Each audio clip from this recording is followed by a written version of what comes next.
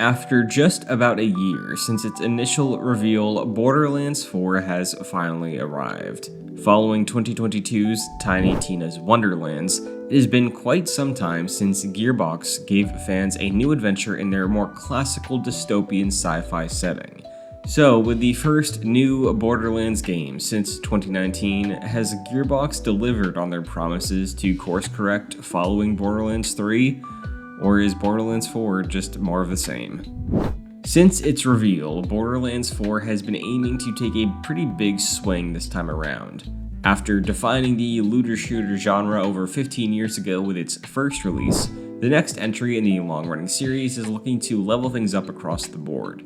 4 new Vault Hunters with new abilities explore a brand new world, Kairos. Only now, unlike previous Borderlands games, Borderlands 4 brings with it the franchise's first true open-world environment. Along with this new, larger-than-ever map, the game has refined traversal mechanics to help you easily explore it. Plus, mounts you can summon to zoom around and the series' staple billions of guns benchmark have returned. Creatives at Gearbox have also noted that this time around they've chosen to reel in the humor that many players have felt leaned too far into irreverent meme culture back in 2019 with Borderlands 3. They're even letting you toggle a claptrap mute.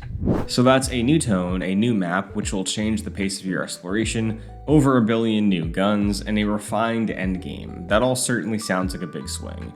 But can Borderlands 4 live up to all of this expectation after 3? Does it end up being a dub, or more accurately, a wub? As in wub, because remember that was a big thing? Well, our own review ended up awarding the game an 8 out of 10, going so far as to call it, quote, the best game in the series since Borderlands 2, end quote, which is high praise considering it's always been the fan favorite. Borderlands 2 out of the main series also seems to have the fan favorite storyline, and while many don't come to Borderlands for the story specifically, we were also pleasantly surprised to see a compelling science fiction romp with a very strong antagonist, once again, the best the series has seen since Borderlands 2's Handsome Jack. We also felt that the game's decision to return to and improve on the core of the series' appeal, that looter grind, with this back-to-basics approach, ended up being a good call for the most part.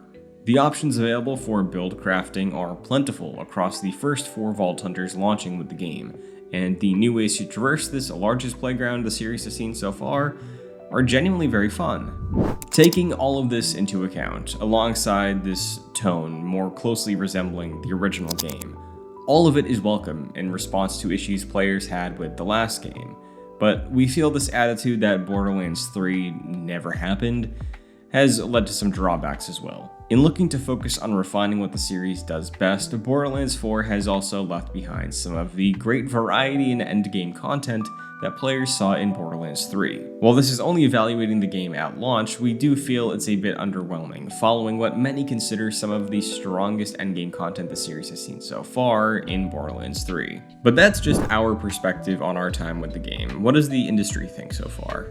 Currently, Borderlands 4 is sitting at a mighty 85 on OpenCritic at the time of recording, with 100% of critics recommending the game. For comparison, 2019's Borderlands 3 sits at an 81, 2022's Tiny Tina's Wonderlands has a 78, and the series' high mark, Borderlands 2, is at an 86. It also largely seems that the biggest point of contention amongst critics, depending on how they felt with the game, is these departures from Borderlands 3, and how they're landing.